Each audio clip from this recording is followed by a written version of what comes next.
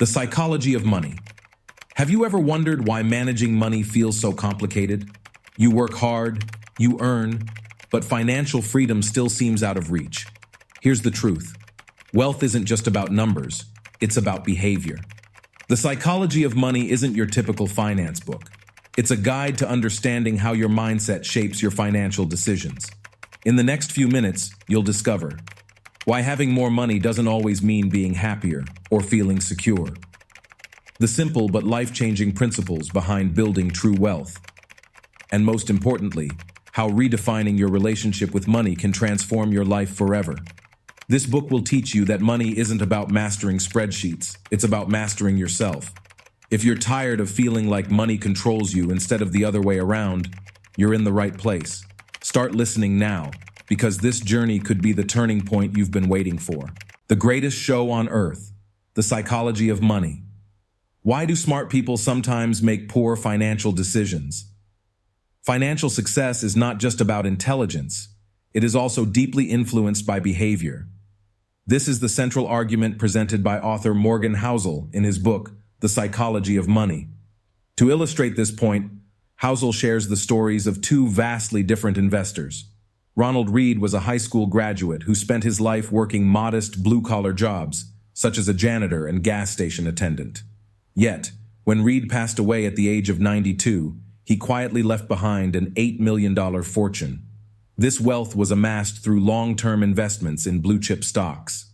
On the other hand, Richard Fosconi, a Harvard MBA graduate and a highly successful Merrill Lynch finance executive, faced a starkly different outcome. Fosconi went bankrupt after the 2008 financial crisis, brought down by greedy overspending and high debt levels. This contrast highlights that financial outcomes are shaped more by behavior than by intelligence or credentials. Reed exemplified patience and discipline, while Fosconi demonstrated greed and overconfidence. This behavioral gap ultimately overshadowed their educational and professional differences. Money is guided more by psychology than by rigid mathematical rules. It confuses and emotionally affects all of us in unique ways. As a result, making sound financial decisions requires emotional wisdom and self-awareness, not just technical skills. However, our culture often treats finance like physics, as though fixed laws determine outcomes. We are told to save 10% of our income or to follow certain investing formulas. Yet, no formula can account for how greed or fear might influence decisions when money is at stake.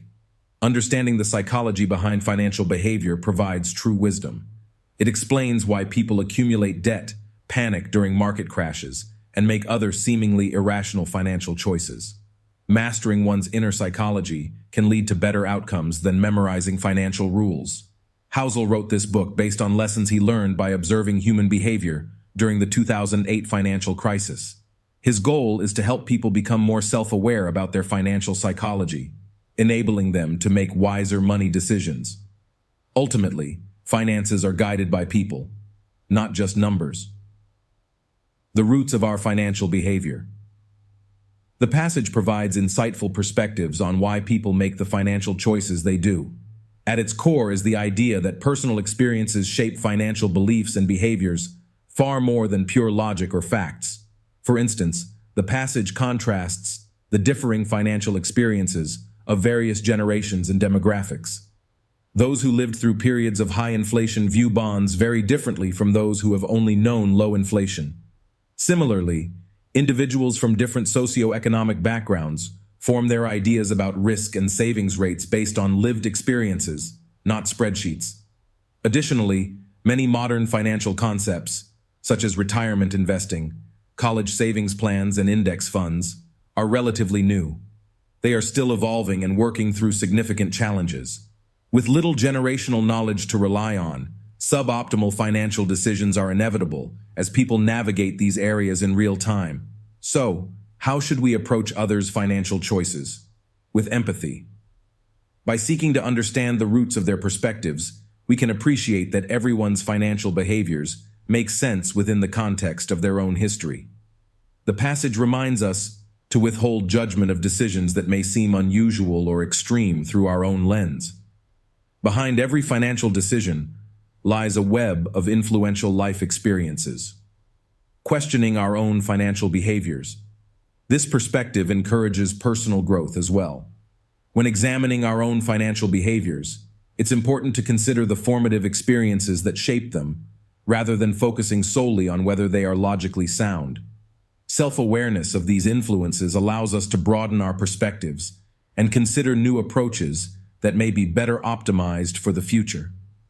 The passage underscores a key truth. Financial behaviors are shaped by lived experience more than anything else. Recognizing this can lead to a deeper understanding of both ourselves and others when it comes to money. The hidden forces behind financial outcomes.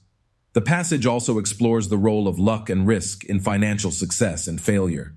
It cautions against over-attributing outcomes to personal effort alone, as extreme examples of wealth or poverty often involve factors beyond one's control. For example, examples of how luck and risk can shape financial outcomes in profound ways. Consider Bill Gates, whose fortune was catalyzed by the rare opportunity of attending a school with computer access, a pivotal factor in the origins of Microsoft. Compare this to Gates's equally talented friend, Kent, whose life was tragically cut short in a mountaineering accident before he could realize his potential. Luck and risk are inseparable forces, intertwined in ways that make outcomes unpredictable. This is not to undermine effort and good judgment, but it is a reminder of how seemingly insignificant circumstances outside our control can play decisive roles, either for better or worse. The passage encourages humility when assessing financial outcomes, both our own and others. Just as we should not attribute Gates' success solely to brilliance, nor should we dismiss those less fortunate as lazy. Outcomes often have complex roots that defy simplistic explanations. This perspective also complicates learning from financial successes and failures. We tend to idolize billionaires who broke the rules or condemn failures as poor decision-making, yet prudent risk and reckless luck often walk a fine line, discernible only in hindsight. Instead, the passage advises focusing on broad patterns rather than extreme cases, which often involve inflated randomness. Failure can obscure the inherent risks involved, just as success can breed overconfidence in luck. Neither is entirely what it seems. Maintaining this balanced perspective fosters accountability and forgiveness when financial outcomes deviate from expectations. Moreover, structuring our affairs to withstand failure allows time and probabilities to eventually work in our favor. The elusive concept of enough. What is enough when it comes to money and success? This profound question lies at the heart of Morgan Housel's argument in The Psychology of Money. Housel shares the cautionary tales of Rajat Gupta and Bernie Madoff, two immensely wealthy and successful men who were not content with what they had. Their relentless pursuit of more led to the destruction of their lives and reputations. Housel argues that modern capitalism fuels envy, pushing individuals to climb an endless status ladder. Social comparison traps us in a perpetual struggle that cannot be won. No matter how much one has, there will always be someone with more. Even multimillionaires and billionaires gaze upward, envying those with greater fortunes. The key, Housel contends, is recognizing that enough does not mean settling for too little. It means understanding that ceaseless hunger for more only leads to regret. Knowing when to stop taking risks is invaluable for preserving one's reputation, freedom, relationships, and happiness. While social comparison is nearly impossible to escape in today's world, the only way to win is to exit the game entirely. Defining enough for yourself halts the endless inflation of expectations and desires. Happiness, after all, lies in results minus expectations. If expectations continually rise, contentment becomes elusive, regardless of one's success. The tool for building enough is deceptively simple, though challenging to implement. It requires no risky trade-offs that could damage life's intangible, irreplaceable aspects. Finding contentment and fulfillment at some point on the path to material success may be the only sustainable way forward, both for individuals and for society. The power of compounding. Lessons from Ice Ages. Morgan Housel draws a fascinating parallel between ice ages and compound interest in investing. While the comparison may seem unconventional, it carries a profound lesson. Significant results do not require immense forces. They need consistent, compounding processes over time. For example, moderately cool summers, not frigid winters, initiate a self-reinforcing cycle of snow and ice accumulation, eventually leading to an ice age over centuries. Similarly, small amounts of money invested early, coupled with steady returns, can compound into vast sums over decades, thanks to the exponential growth curve. Housel argues that most people underestimate compounding because linear thinking comes more naturally. Many aim for the highest investment returns in the shortest time, chasing a get-rich-quick dream. Yet, the greatest fortunes often come from moderate returns sustained over long periods. Warren Buffett exemplifies this principle. While his skill as an investor is undeniable, his true advantage lies in time. An astonishing $84 billion of his $84.5 billion net worth was earned after his 50th birthday.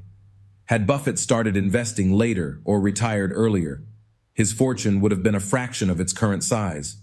In contrast, hedge fund manager James Simons achieved an extraordinary 66% annual return since 1988, nearly triple Buffett's rate. However, Buffett remains far wealthier because he has been compounding for over 70 years, compared to Simon's 40 years. Compounding remains a counterintuitive yet immensely powerful force. Its magic lies in allowing time to amplify modest gains into extraordinary wealth. As Housel concludes, solving the problem of building wealth often involves patience, discipline, and a deep respect for the power of compounding. We often overlook the simplest yet most powerful tool in wealth creation: the exponential growth curve. Over long time horizons, this curve can transform modest gains into extraordinary outcomes. However, our tendency toward linear thinking blinds us to its potential. The lessons of accumulated snow and ice sheets from the ice ages serve as an apt reminder. Small, consistent changes over time can lead to monumental results. But while getting rich and staying rich both rely on compounding, they require distinct skill sets, skills that rarely coexist in the same person. Consider the contrasting stories of Jesse Livermore and Abraham Germansky. Livermore made a fortune shorting stocks during the 1929 market crash, while Germansky lost everything. Yet just a few years later, Livermore had lost his entire fortune and tragically took his own life. These stories highlight a profound insight. Survival is the key to long-term wealth creation, not clever investments or even initial business success. As the old saying goes, the only way to stay wealthy is through some combination of frugality and paranoia. The math of compounding inherently favors survival. Compounding requires time, and even modest investment returns can grow fortunes over decades. But realizing these gains demands surviving the market's booms and busts, avoiding forced selling during downturns. Warren Buffett's partner, Rick Guerin, exemplifies this point. Despite matching Buffett's skill, Guerin used excessive leverage and was wiped out during a bear market, forfeiting decades of potential gains. Avoiding financial ruin is crucial to allowing compounding to do its work. The survival mindset.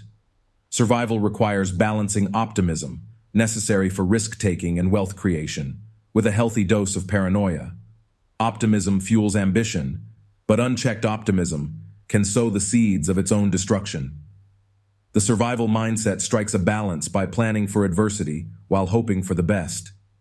This mindset relies on maintaining a margin of safety, a cushion for when plans go awry. Conservative spending, reasonable leverage, and financial flexibility act as invisible portfolio assets that provide room for error. These elements increase the likelihood of reaching the future unburdened by past mistakes. The survival mindset also accepts short-term setbacks as part of long-term progress. Market crashes, recessions, and business failures are not anomalies. They are regular and necessary aspects of a growing economy. Periods of pessimism, while painful, are unavoidable, even as overall living standards improve over time. Ultimately, survival may not be glamorous, but it is essential. By avoiding catastrophic losses, compounding can work its magic. The ability to avoid financial wipeouts is an underappreciated yet vital skill that distinguishes the world's greatest investors.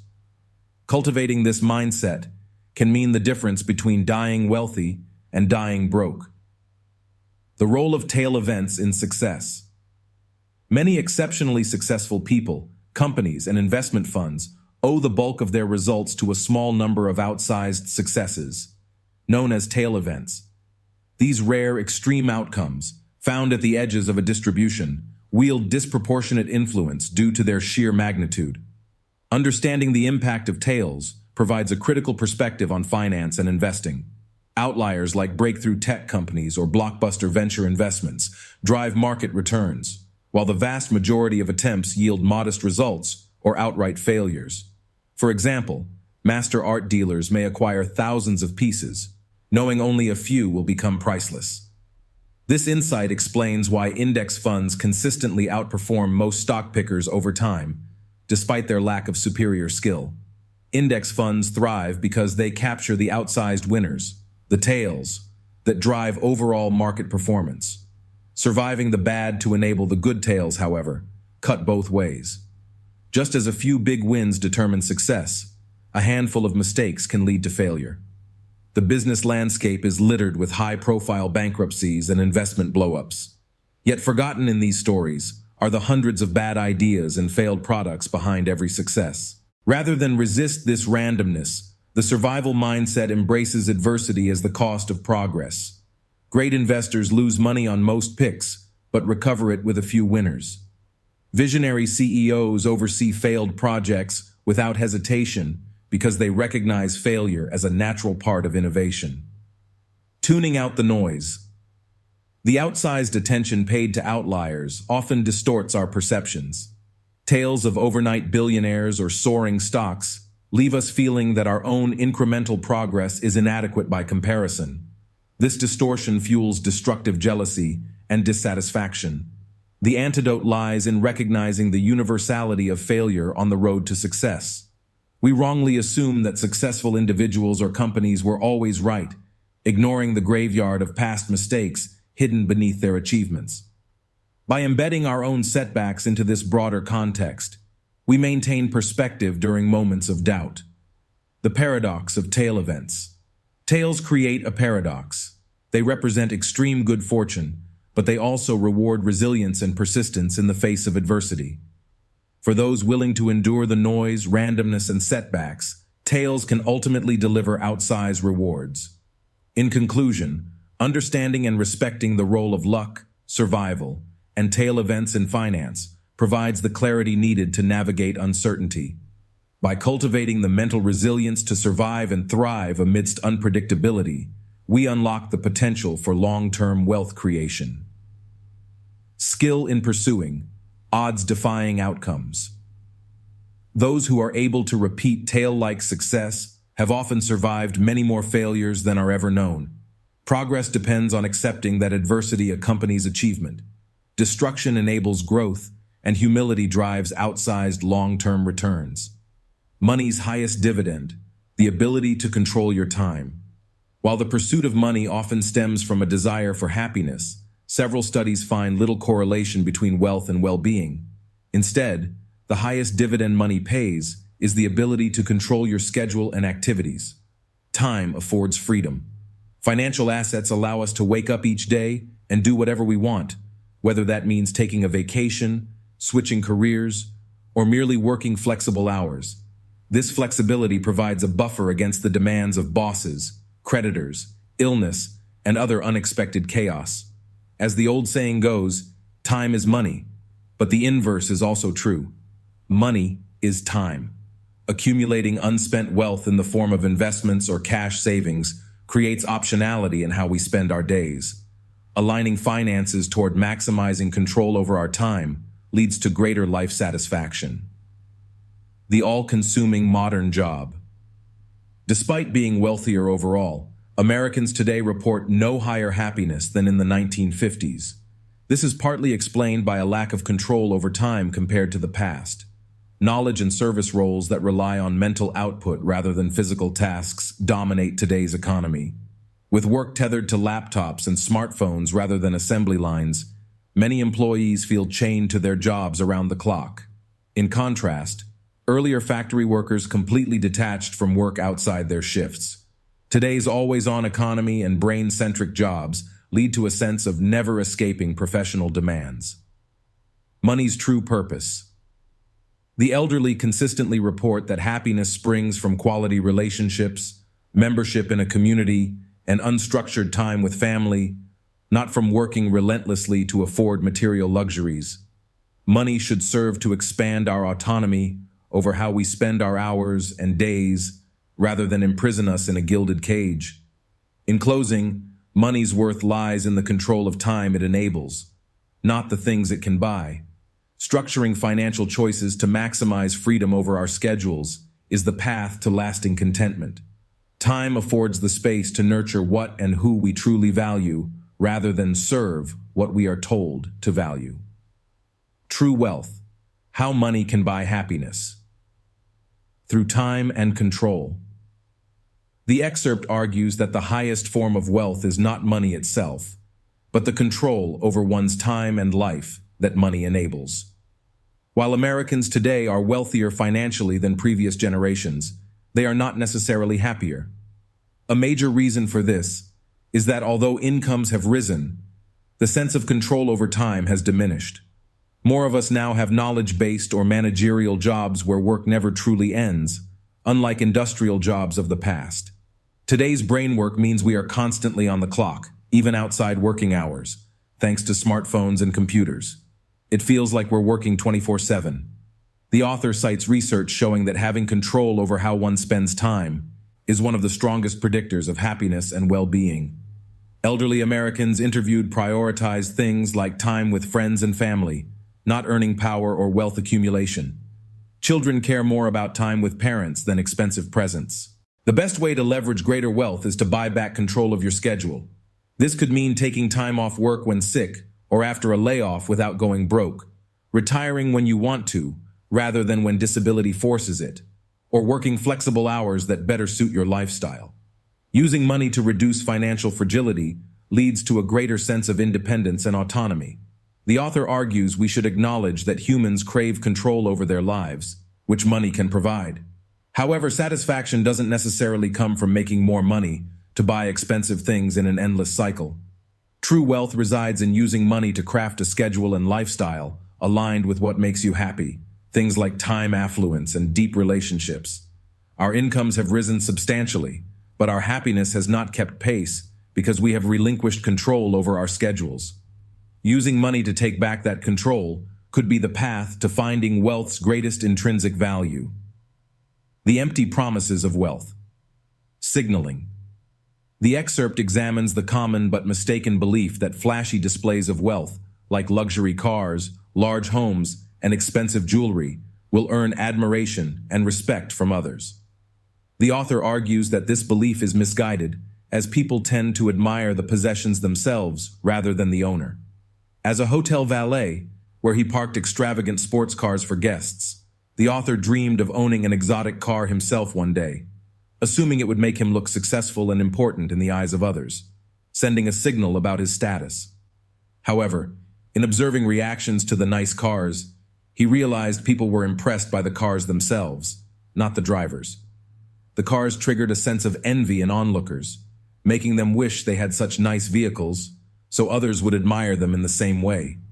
The focus stayed on the cars, rarely extending respect or admiration to their owners sitting in the driver's seats. Essentially, people aspire toward flashy wealth displays because they believe it will make others view them as prominent, smart, and cultured. In reality, observers simply experience car, house, jewelry envy rather than sincere respect for the owner. The possessions become benchmarks for what others wish they had to be admired. This reveals an irony about wealth signaling via luxury goods. People want nice things because they believe it will make others think highly of them. But in fact, others are too focused on fantasizing about having those nice things for themselves to pay much genuine admiration toward the owners. The author concludes that while there's nothing inherently wrong with pursuing wealth and some luxury goods, those who want true, sincere respect from others should focus on cultivating things like humility, kindness, and empathy as opposites of hubris and conceit. These traits are more likely to earn genuine admiration than any sports car or mansion ever could. The invisible nature of true wealth. The excerpt makes a critical distinction between being rich and being wealthy. Richness is defined by current income that funds a lavish, materialistic lifestyle full of flashy cars, clothes, vacations, etc. True wealth, however, is far more invisible, residing in assets that haven't yet been converted into extravagant, visible possessions. Wealth is financial flexibility, savings, unspent income. In essence, it's money you don't see. The author recounts working as a hotel valet, where he'd park ostentatious sports cars for guests. It was easy to assume these people with $100,000 vehicles were wealthy, but in getting to know some owners, he found they were merely rich, spending an outsized chunk of income to appear rich via a luxury car. Their vehicles gave the illusion of underlying wealth that wasn't necessarily there. This speaks to a broader point in modern life, full of Instagram displays and status symbols. People constantly conflate being rich with being wealthy. They believe wealth is owning expensive things, so they make purchases to signal a wealth they don't actually have, keeping little in leftover savings or assets. Rihanna's near bankruptcy despite substantial income highlights this tendency. But wealth is best embodied by those who don't spend. The nice cars not purchased, the vacations not taken, the apparel foregone. Unspent income earns options and flexibility down the road. It takes self-control and rejecting instant gratification, like losing weight through diet and exercise rather than eating more calories. Getting rich allows current consumption. Getting wealthy enables future consumption. This invisible nature of wealth makes it harder to learn and model financial success for oneself. We see private jet photos from celebrities, but not their mundane brokerage accounts, slowly accumulating through patient investing. The thriftiness of a secret millionaire like Ronald Reid was only widely appreciated after he died, not before. When success is showy, it captures attention and imitation. When it's subtle, it doesn't. In the end, what counts as wise financial behavior depends on one's goals. However, the author notes, it's important to be cognizant of the difference between chasing visible richness today versus building invisible wealth for tomorrow. Splurging on toys for status tends to eventually catch up with your actual economic realities, but restraint and moderation can pay compounding dividends over decades. Discerning between the two is vital for making informed money decisions. The underestimated power of savings. The excerpt makes an impassioned case for why everyone should save money, not just those aiming to buy a house or retire someday. It argues that savings earn extraordinary yet underestimated returns by providing flexibility, resilience, and control over one's time. This theme is introduced through an analogy to the 1970s energy crisis. Experts warned we'd run out of oil given growing demand and capped supply, yet we overcame shortages not by discovering more oil, but through improving efficiency, using less energy to power economic output. Conservation proved more powerful than new extraction. The author argues this same principle applies to personal finance. We focus immense effort on finding high-return investments, but it's savings and frugality, within our control, that build wealth. Asset returns rely on volatile markets and luck, while savings rates rely on our own behavior. Like energy efficiency, financial efficiency compounds. Moreover, savings provide flexibility and options. No market return can match having a safety net. It enables pursuing more meaningful work with less pay, waiting for ripe opportunities, and weathering surprises. Unspent savings create a gap between what you can do and what you choose to do that accrues value over time. It grants control over your schedule, which is key for happiness. The author contends that part of why more people don't save is an obsession with rational goals, like a new car. However, saving for its own sake builds resilience and freedom to pivot. He argues that market competition now spans the global talent pool, making advantages like intelligence less differentiating. Flexibility and financial cushioning become key as routine skills face automation. In the end, Saving money may provide extraordinary returns in the form of flexibility and control over one's time. Returns that are real, but unmeasurable. Much like the 1970s experts overlooked efficiency's power, we overlook savings power in building wealth. Creating wiggle room and options for yourself earns compounding dividends in a world where advantages lie in soft skills, like adapting to change. Just ask someone who loses a job in a recession. In finance, as in energy, conservation and efficiency warrant more attention as pillars of abundance. The unreasonable effectiveness of being reasonable with money. Many of us strive to make purely rational decisions with our finances. We seek the mathematically optimal investment strategy, aiming to maximize returns while minimizing risk. However, as the provided passages argue, this emotionless approach often fails in practice. Instead, we should focus on being reasonably satisfied with our financial choices rather than perfectly rational. The first passage tells the story of Julius Wagner Joreg, a doctor who pioneered an unorthodox fever therapy to treat syphilis in the 1900s. Although science now shows fevers help fight infection, we universally fear and suppress them because they cause discomfort. This reveals an important truth. People base decisions not on cold logic, but on reasonable tolerance of pain or other negatives. Similarly, the second passage advises applying a good enough mindset to personal finance instead of seeking theoretical perfection. Harry Markowitz, pioneer of modern portfolio theory, constructed an initial 50-50 stock-bond portfolio based on minimizing future regret rather than mathematical optimization. While not fully rational, this splitting of differences was a reasonable compromise between risk and return. The Yale study proposing aggressive leveraged investing for retirement may be mathematically sound, but laughably ignores real human behavior. No one could stay committed after losing their entire savings, rendering the strategy wholly unreasonable. Thus, something can be technically true, yet contextually nonsensical in money matters. In fact, lacking emotions about investments increases the odds you'll abandon them during hard times. But passion for a company's mission or product can provide the necessary motivation to persevere. So, contrary to the archetype of the coldly rational investor, you should try to love what you own. That emotional durability quantifiably boosts your chances of long-term success in the market. Home country bias in investing is technically irrational, yet reasonable, because familiarity lends the faith to back strangers. Individuals stock-picking likely won't beat indexes, but satisfies a human desire for adventure. Most market forecasts fail, but offer needed psychological direction. Jack Bogle made index funds his life's work, while still investing a bit with his active manager son, because family reasons can override philosophical consistency. In all these examples, the technically imperfect but emotionally satisfying path prevailed over textbook rationality. Perhaps we should judge financial decisions not by their optimality in a vacuum, but by their reasonableness for real human beings in the full context of our complex behavioral wiring.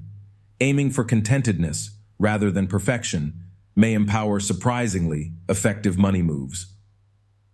The limits of using history to predict the future of finance.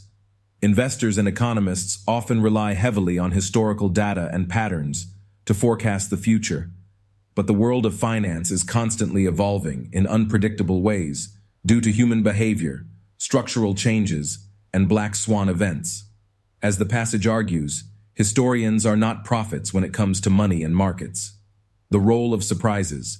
Many of history's most transformative events in finance were black swans, utterly unpredictable and unprecedented.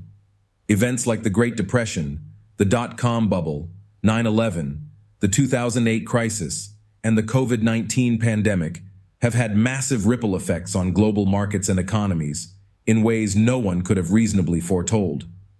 As Nassim Taleb writes, we fail to imagine that the worst past event was itself a surprise with no precedent. Rather than using past crises to set future risk parameters, we should humbly admit the world remains full of surprises. Changing structures. The very structure of finance has radically transformed over decades and centuries. The advent of things like 401ks, IRA accounts, venture capital, automated trading, electronic markets, and new regulations has fundamentally changed investing in ways that render much historical data obsolete. As Benjamin Graham admitted late in life, formulas that once may have generated good returns can lose their edge as more investors discover and then distort their effectiveness. The dangers of iron laws in finance. The dismissive refrain is often, "This time is different," but change does occur. As John Templeton noted, things prove legitimately different around 20% of the time. When backtesting models or consulting history books, investors should focus more on broad principles of human social behavior rather than seeking ironclad historical laws. The economy evolves in real time, and the best guide to the near future is often more recent events rather than distant history. In conclusion, investors and economists should cultivate a historical awareness without over-reliance on past data for precision forecasts. Markets are complex adaptive systems, not mechanical formulaic engines. As Fosan warns, things that have never happened before happen all the time in finance. Surprises, black swans, and unpredictability are the rule, not the exception. The power of room for error. Why you need margin of safety in personal finance. In volatile and uncertain environments like personal finance, having room for error through margin of safety is one of the most powerful tools for enduring storms and seizing opportunities. The text illustrates this through examples like card counting in blackjack. Margin of safety means building in buffers that allow you to withstand adversity and stick around long enough to let the odds fall in your favor over time. 3 key reasons why room for error matters in personal finance. 1. It protects you when your forecasts and predictions inevitably prove inaccurate. As Benjamin Graham wisely noted, margin of safety renders the forecast unnecessary.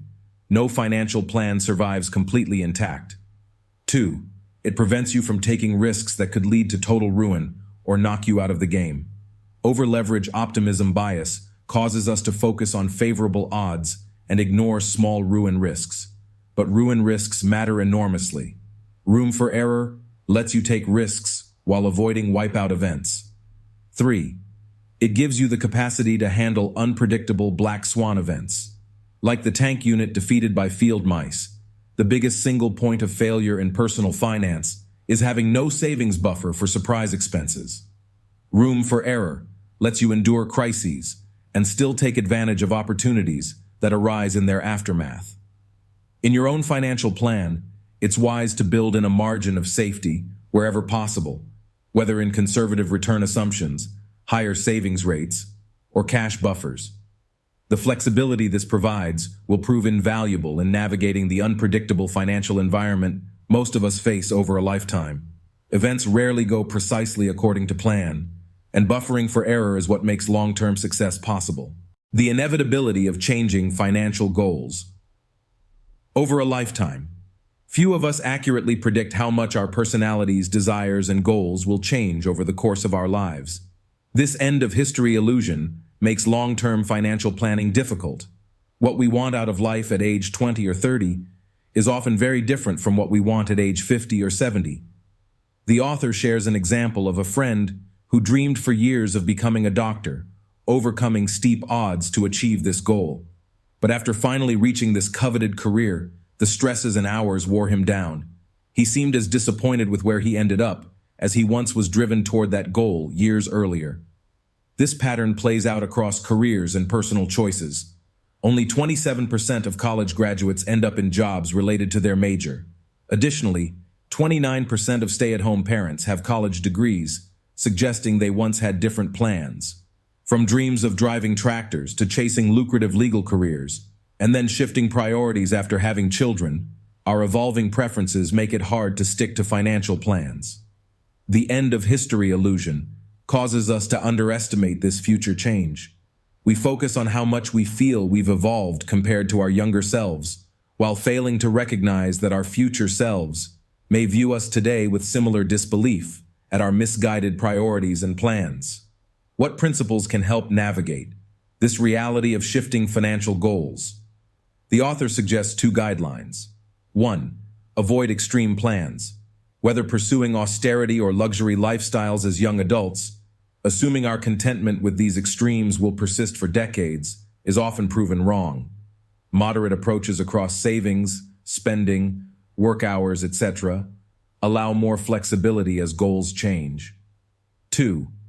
Accept the inevitability of change. Clinging to past decisions out of pride rarely leads to fulfillment. View choices as the best plans for who you were at the time, not eternal covenants. When goals shift, be willing to abandon previous efforts and move ahead without being weighed down by sunk costs. Embracing the reality that our future selves may view us today with disbelief allows financial planning to become not a static rulebook, but a flexible path to align resources with our evolving needs over a long lifetime. The high price of investment success. Investing returns often look straightforward on paper. Put your money in the stock market for the long run, let compounding work its magic, and enjoy a comfortable retirement. If only it were so easy. As former GE CEO Jeff Immelt remarked, "Every job looks easy when you're not the one doing it." The reality is that high investment returns demand a high price that many investors fail to adequately appreciate or prepare for psychologically. This price is not denominated in dollars and cents, but rather in volatility, uncertainty, doubt, and regret. Study after study shows that the average equity mutual fund investor dramatically underperforms the very funds they invest in due to poor market timing decisions. They buy high after a run-up and sell low during panics and crashes. Why this destructive behavior? Because volatility feels less like a fee you pay to earn higher returns and more like a fine for making poor decisions. The natural impulse is to avoid fines, leading investors to take actions that backfire. Legendary former GE CEO Jack Welch became famous for smoothing earnings so that investors wouldn't have to endure surprises and volatility quarter to quarter. But this artifice led to a reckoning where all the deferred volatility eventually reared its ugly head, crushing GE's stock price for over a decade. Mortgage giants Fannie Mae and Freddie Mac played similar games in the early 2000s, only to collapse into insolvency during the financial crisis. How can investors condition themselves to pay the price for equity outperformance? By reframing volatility as an admission fee rather than a fine. The $100 you pay for Disneyland tickets gives your family lasting memories despite the odd rainy day. The $10 county fair might guarantee good weather, but offers less upside. Similarly, cash and bonds spare you short-term uncertainty, but likely hamper your long-term returns. Ground yourself in the rationale for equity investing, and remember that market fluctuations are the price you must pay for that rationale to bear fruit. Pay the volatility fee, and with any luck, the result will be worth far more than the price. The boom and bust of financial bubbles. Why they form and how they wreck lives. Financial bubbles, from the dot-com bubble of the 1990s to the housing bubble of the 2000s, have become an unfortunately common occurrence in modern economies.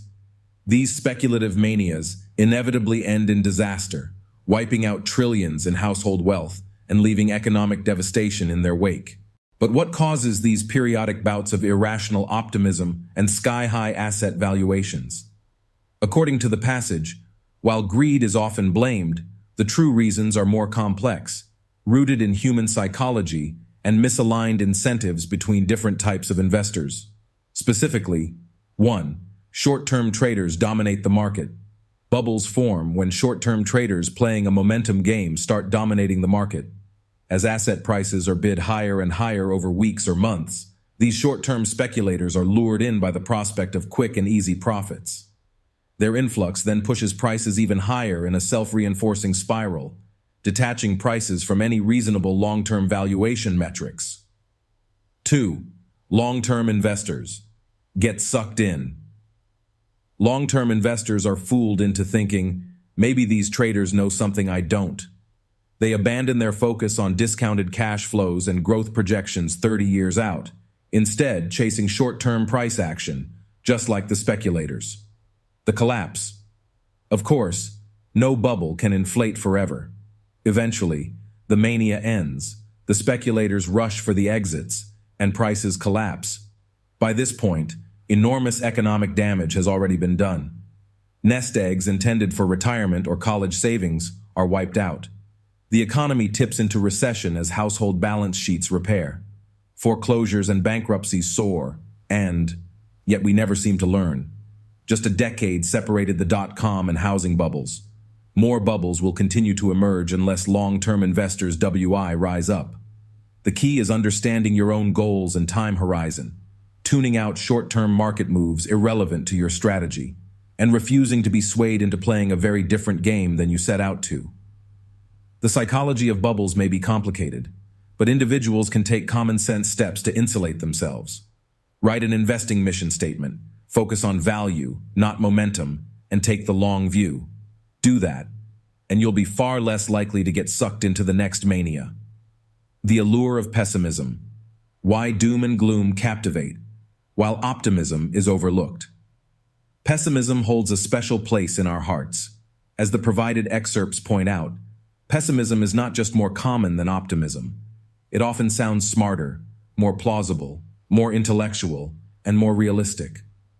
Prophets of doom captivate attention and admiration, while optimists are frequently written off as naive, oblivious to risks, or downright embarrassingly mad, as Matt Ridley puts it. But why does pessimism have such strong allure and staying power? As explored in the excerpts, there are several key reasons. 1. Loss aversion is evolutionarily ingrained. As psychologist Daniel Kahneman explains, organisms that treat threats as urgent have better survival odds. This instinctual asymmetry between negative and positive makes us latch onto risks and threats. 2. Money's ubiquity means financial threats affect everyone. If the economy catches a cold, we all sneeze. Stocks crashing make headlines even for non-investors. There's no avoiding systemic financial risks. 3. Pessimists often extrapolate trends without accounting for adaptation. As in Lester Brown's ominous 2008 prediction about oil, straight-line extrapolations fail to account for market dynamics and human ingenuity under pressure. Necessity drives invention. 4. Progress happens slowly, while setbacks are sudden. The decades-long miracle of modern medicine saves countless lives but goes unappreciated, while singular disasters captivate attention. Compounding growth takes patience, while fear springs from hair-trigger events. 5. Lower expectations feel better.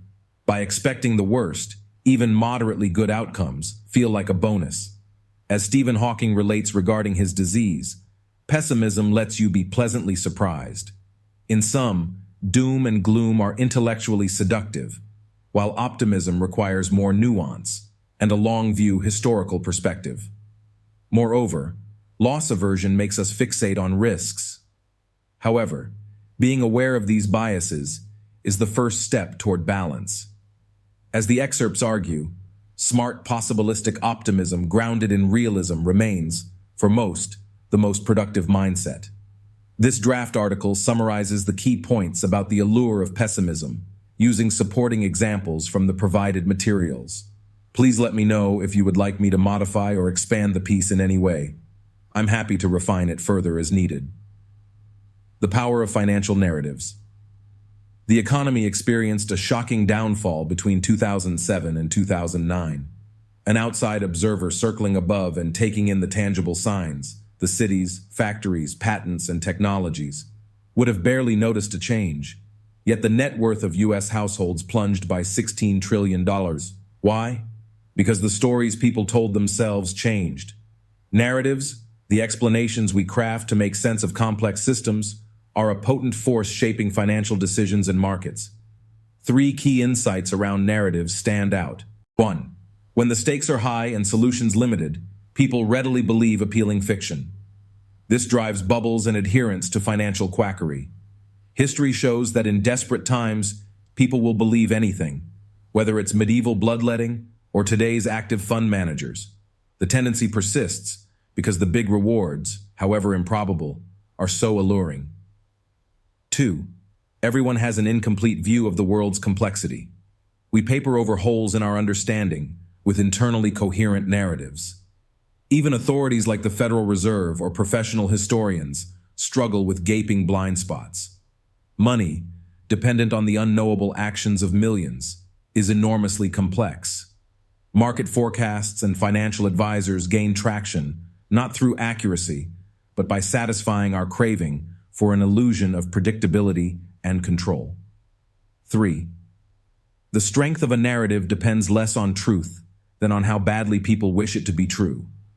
The happier a belief would make us, the flimsier the evidence we demand. This shows in booms where new technologies or policies inspire tales of unlimited prosperity. Believing makes it so, at least for a time. Similarly, doomsayers tend to be those who stand to profit or have an emotional stake in Armageddon. With trillions riding on prevailing narratives, financial storytelling warrants skepticism and moderation. Beware assumptions and extremes. Anchor to evidence and leave room for error. Above all, recognize that money's complexity exceeds anyone's comprehension. Neat and sweeping narratives are almost always too good to be true. The prudent admit how little they know. The dangers of financial advice. Lessons from medicine. The tragic case of Clarence Hughes reveals an important lesson about financial advice. In 1931, Hughes went to the dentist for a painful mouth, only to wake up hours later missing 16 teeth and his tonsils, then dying a week later. His wife sued, not because the surgery was botched, but because Hughes never consented to such extreme procedures. At the time, consent between doctor and patient was hazy. The prevailing medical wisdom was that doctors know best how to cure the patient. As the article argues, this paternalistic view of medicine parallels how financial advisors often view their role. They believe they know the universal right approach to managing money. But finance, like medicine, is complex and personal. What works for one patient or investor may not work for another, even in identical situations. Values, priorities, and risk tolerance vary too widely. This is why the article wisely refrains from directing the reader on what to do with their money. Instead, it offers broad guiding principles, while acknowledging money decisions depend greatly on personal preferences and emotions, like the ability to sleep at night. As Gawande wrote about medicine, interactions between advisor and client are complex. Still, advisors provide useful knowledge on odds, risks, and typical outcomes. Patients and investors can draw informed conclusions from this input to make decisions aligned with their own desires and temperament. The article sums this up nicely. There are universal truths in money, even if people come to different conclusions about how they want to apply those truths to their own finances. With that context established, the article shares insightful money maxims like saving being the gap between ego and income, increasing your time horizon as an investor, and defining the personal cost you're willing to pay for financial success. It advocates balancing risk-taking with ruin avoidance, respecting different views on money, and always leaving room for error. The piece ends by encouraging the reader to focus less on specific advice and more on overarching money principles and self-knowledge of preferences and emotions around finances. There are few definitive rights and wrongs, only trade-offs and gray areas. In money and medicine alike, decisions depend enormously on personal factors alongside generic guidance. The article effectively spotlights this nuance while offering many wise finance suggestions open to interpretation by each reader and their own distinct money personality. The psychology of financial independence, why we save and invest the way we do. Many people wonder why others make certain financial decisions that may seem irrational on the surface. But when it comes to personal finance, there is often a deeper psychology and reasoning behind our choices. In the provided text, author Morgan Housel shares insights into his family's approach to money and the guiding financial principles they live by. At the core is a desire for independence and the freedom to live life on their own terms. Housel traces this back to watching his parents struggle in poverty and later achieve a measure of financial security. This instilled in him the idea that independence comes not from riches, but from living below your means and maintaining a high savings rate. He and his wife have kept their lifestyle static, despite rising incomes in order to maximize savings. They own their home outright and keep more cash reserves than advisable. both emotionally driven decisions that sacrifice potential returns for peace of mind. When it comes to investing, Housel has evolved from stock picking to simple low-cost index funds. He realizes outperforming the market is difficult and, given his family's frugal expenses, unnecessary to meet their goals. Their investing strategy now revolves around optimism in long-term economic growth, patience, and consistency. At the core, the Housels have defined financial success on their own terms, not society's. They optimize decisions to maximize independence, simplicity, and good sleep at night. As Housel notes, no one is crazy when it comes to money, and different strategies work for different people. But understanding the psychology behind these choices helps explain why smart people can rationally come to far different conclusions. The Housel's approach may not be right for everyone, but it demonstrates the very personal nature of money and the merit in finding a strategy aligned with you. Own values, priorities, and risk tolerance, not just mathematically optimal returns. Their journey highlights the benefits of financial independence as well as the human factors underpinning all investment and savings decisions.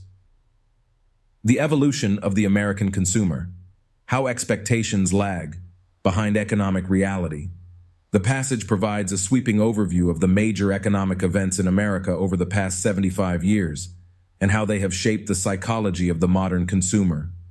It argues that consumers today have expectations rooted in the prosperous, egalitarian economy of the 1950s and 60s, even though economic realities have diverged sharply from that period. Bridging the gap between expectations and reality drives much of the discontent and desire for radical change seen in recent political movements. The rise of middle-class America. In the 25 years following World War II, America experienced unprecedented economic growth that was widely shared across income levels. Pent-up consumer demand was unleashed, fueled by easy credit, low interest rates, and rising wages for the middle class. Importantly, this era saw the income gains of the poor rise nearly as fast as the rich. The result was a strong, secure middle class with relatively egalitarian lifestyles. Debt levels climbed, but incomes rose in tandem, keeping household debt manageable. The slow rise of inequality. Starting in the 1970s, economic growth continued, but became more concentrated among the top income tiers. Middle-class income growth slowed. Americans still held on to expectations of rising living standards from the post-war boom, but reality diverged as inequality widened. To sustain consumption increases, middle-class Americans turned to ever-rising levels of debt. The growing chasm. In recent decades, incomes for the top 1% have skyrocketed, while middle-class incomes have stagnated. However, post-war expectations of egalitarian lifestyles continue, driven by media depictions of luxury and wealthy lifestyles. This fuels middle-class families to take on unsustainable debt burdens to finance inflated lifestyle expectations. The Great Recession provided relief on debt levels, but did little to reverse inequality trends. The backlash of unmet expectations. Various political movements, like the Tea Party and Occupy Wall Street, can be seen as a backlash to the growing gap between middle-class expectations of prosperity and the economic realities people actually face. With expectations slow to evolve, anger and desire for radical change may persist even if incomes recover somewhat for the middle class. There are parallels to the unrest of past eras when expectations collided with harsh realities. Bridging this expectation gap is critical for social cohesion and economic stability. Educational efforts are needed, but likely insufficient alone, given the psychological attachment to expectations. We likely need policies explicitly aimed at reversing inequality, as well as cultural change led by business and media.